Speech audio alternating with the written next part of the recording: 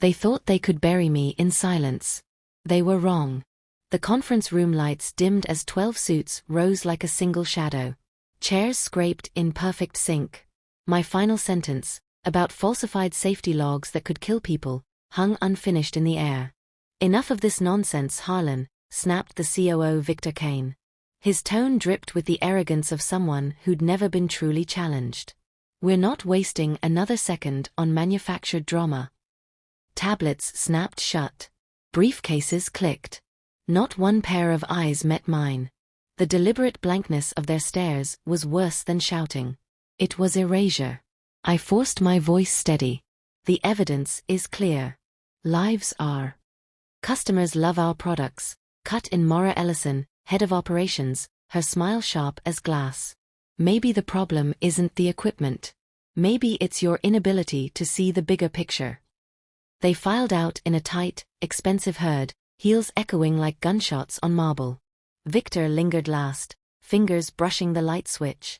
"Save the slides for your diary. No one here will ever read them." Darkness swallowed the room, leaving only the projector's blue glow and the red numbers screaming failure. 30 heartbeats. Panic cooled into ice. I'd waited for this exact moment. Their synchronized exit was proof they'd never change. I pulled my phone, thumbed the contact I'd prayed I wouldn't need. It rang once. "They walked out. Just like you predicted." A calm female voice. "Every last one? Every last one." And the mics caught it all. Silence. Then, 4 hours. "Stay calm." I killed the call and leaned back, staring at the damning charts still burning on the screen.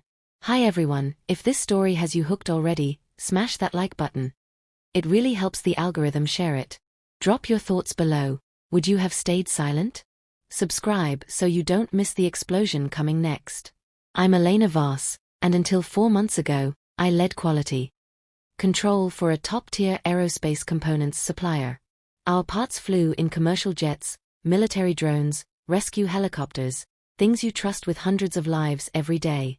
I grew up in a Rust Belt mill town where my mom spent decades inspecting steel. One ignored crack, one shortcut too many, and the bridge collapsed. 27 gone. I swore I'd never look away. They hired me to refresh the department. "We value your rigor, ELENA," Victor had smiled during onboarding. "Just some minor calibration drift. Clean it up quietly." My predecessor, Marcus Reed, had vanished overnight.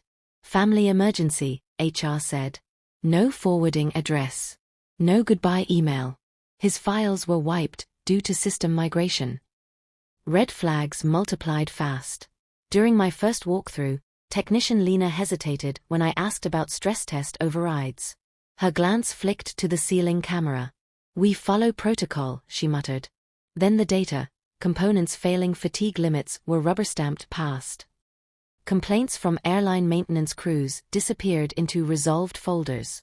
When I raised it privately, Victor offered a surprise 6-figure performance adjustment. I sent it back. Maura tried next, a new contract, fatter pay, ironclad NDA. "Flexibility keeps us competitive," she purred. "Sign, and everyone wins." I kept copies instead. An encrypted USB arrived anonymously one midnight. Marcus's hidden archive. Altered sets, hushed near misses, executive bonuses tied to 0 defects quotas. The note read 3 words: "He didn't quit." The morning of the big reveal, Lena cornered me at my car. "They're framing you as unstable. Terminations already drafted. Marcus tried to. Look what it cost him." I stripped the most explosive slide from my deck and walked into the lion's den. After their walkout, I dialed Special Agent Reyes from the FAA Oversight Task Force. We'd been talking in shadows for weeks. "They're on tape admitting to the Ohio cover-up," I said. Her reply was crisp. "Send the files. We're moving early." 2 hours later Maura stormed into my office, claiming my desk. "You're done. Security's coming. Leave everything, company property." I nodded mildly. She left suspicious but smug. My drawer held the audio recorder running since day one. Pocketed. Text from Reyes, Team en route. Lobby. 5 minutes. I rode the elevator down. Colleagues stared, some pitying, some relieved. Lena whispered near the doors, "What now?" I smiled. Sometimes you let the bully think they've won. Right until the cuffs click. The lobby froze when Reyes and 3 agents flashed badges. Federal warrant. Records seizure and mandatory interviews commencing. Victor barreled in, face purple. "This is outrageous." She breached. "Nothing," Reyes finished. "She reported internally and to us per regulation. Your problem is what she reported." For hours the building hummed with agents, locked offices, stunned faces. One by one, executives were walked out, not arrested yet but finished. Victor passed my holding room, eyes meeting mine. The dawning horror was exquisite. But the real collapse waited for dawn. Next morning I walked into an emergency board session. Empty executive suites.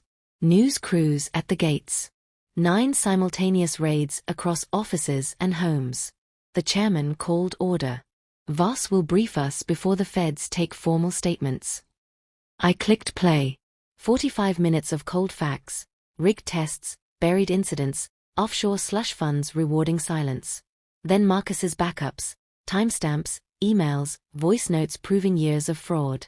Gasps. Fury. One director demanded, "Where did this come from?"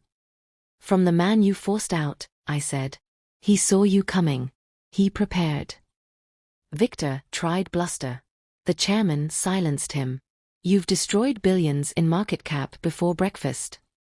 As agents re-entered with fresh warrants, I stood watching the empire crumble, piece by calculated piece.